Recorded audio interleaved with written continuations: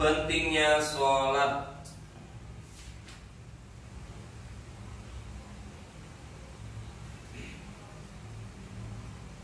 Hadis keempat A. Wa an Abi Hurairah radhiyallahu anhu qala sami'tu Rasulullah sallallahu alaihi wasallam yaqul ara'aytum law ana nahran bi babi ahadikum yaghtasilu fihi kulla yawm khamsa marratin hal baqiya min darabihi syai' qalu la yabqa min daranihi syai' qala fakadzalika masalus shalawatil khamsi yamhullah bihinnal khataya. Dari Sayyidina Abu Hurairah radhiyallahu anhu, ia berkata, aku mendengar baginda Rasulullah sallallahu alaihi wasallam bertanya, bagaimana pendapat kalian jika ada sebuah sungai di depan pintu seorang dari kalian, lalu ia mandi di dalamnya 5 kali sehari? Apakah masih ada kotoran yang melekat di dalam tubuhnya? Para sahabat radhiyallahu anhu menjawab, tidak akan ada kotoran badan yang melekat di tubuhnya. Beliau bersabda, itulah perumpamaan salat 5 waktu.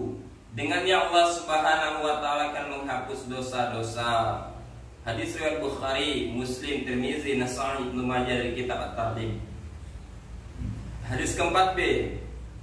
An Jabirin radhiyallahu anhu qala Rasulullah sallallahu alaihi wasallam masalu salawatil khamsi kama salina harin jarin khamrin ala babi ahadikum yaghtasilu minhu kulla yawm. Dari Sayyidina Jabir radhiyallahu anhu, ia berkata, baginda Rasulullah sallallahu alaihi wasallam bersabda, perumpamaan salat 5 waktu adalah seperti sebuah sungai yang dalam yang mengalir di depan pintu rumah seseorang dari kalian. Ia mandi di dalamnya 5 kali sehari. Hadis riwayat Muslim dari kitab At-Targhib. Penjelasan. Biasanya air yang mengalir itu bersih dari kotoran dan lainnya. Semakin dalam sebuah sungai, airnya semakin jernih dan bersih. Oleh sebab itu, hadis di atas mengumpamakan sholat dengan sungai yang dalam dan mengalir seandainya seorang mandi di dalam badannya akan bersih. Demikian pula sholat yang dilakukan dengan menjaga adab-adabnya dapat membersihkan dari segala dosa. Selain hadis di atas, masih banyak hadis lain yang semakna dengan hadis tersebut.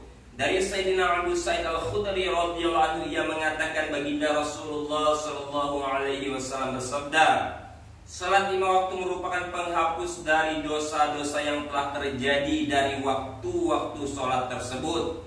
Maksudnya, keberkahan salat dapat menghapuskan dosa-dosa kecil yang terjadi antara satu waktu salat dengan waktu salat lainnya.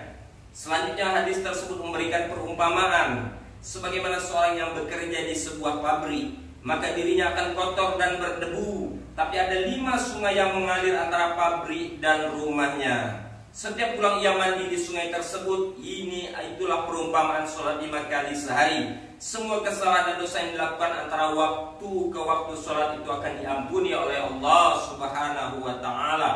Hal ini disebabkan oleh doa dan istighfar yang terkandung dalam bacaan sholat. Dengan perumpamaan dalam hadis di atas, baginda Rasulullah sallallahu alaihi wasallam ingin memberi pemahaman bahwa Allah Subhanahu wa taala meletakkan kekuatan yang luar biasa dalam sholat untuk menghapuskan daripada dosa-dosa. Dengan perumpamaan, orang akan lebih mudah memahami sebuah pembicaraan.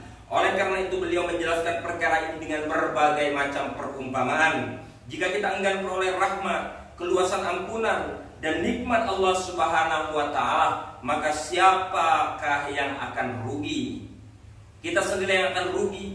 Kita sering berbuat dosa durhaka kepada Allah Subhanahu wa taala, meninggalkan perintah-perintah Allah Subhanahu wa taala, dan kurang sempurna dalam mengerjakan firman-firman Allah Subhanahu wa taala. Seorang raja yang adil sudah sewajarnya menghukum kita jika kita tidak mentaatinya. Namun Allah Subhanahu wa taala yang maha mulia sangat menyayangi kita. Meskipun kita melanggar perintah Allah, Dia tetap memberikan petunjuk kepada kita untuk memperbaiki kesalahan kita. Jika kita tidak memanfaatkan kemurahan Allah Subhanahu wa taala tersebut, betapa bodohnya kita. Rahmat dan kasih sayang Allah Subhanahu wa taala kepada kita sangat berlimpah. Disebutkan dalam hadis, barang siapa yang tidur dengan niat sholat tahajud tapi ia terlelap atau tidak bangun, maka ia tetap mendapatkan pahala 1 sholat tahajud, sedangkan tidurnya adalah sedekah Allah Subhanahu wa ta'ala kepadanya. Dari kitab At-Targhib. Sesungguhnya agama Allah Subhanahu wa ta'ala ini mudah dan rahmat Allah Subhanahu wa ta'ala sangat luas. Betapa ruginya kita tidak berusaha mendapatkan